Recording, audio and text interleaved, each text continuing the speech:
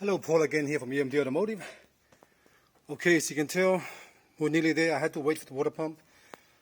Don't know why it took so long, but yeah, finally the water pump arrived today. I just fitted the water pump now. Torque up the bolts. I've got the new seal at the bottom there, brand new one. And now I'll put the pressure tester on. About 18 psi. That's good, that's big enough.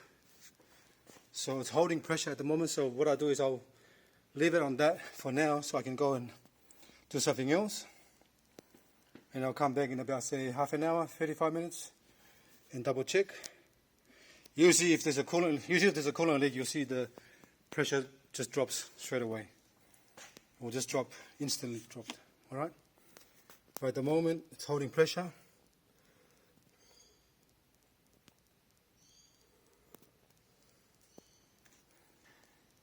Nothing's leaking.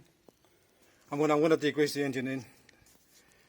Do a full degrease when I finish anyway, but for now, just leaving this here, pressurizing the cooling system so I can actually make sure there's no leak coming from anywhere. Sometimes it takes a while, but I usually just leave for half an hour. If there's no leak or anything pop off, I'll know by then.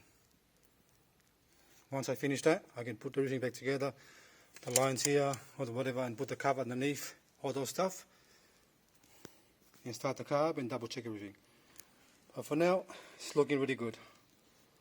Alright, thanks for watching.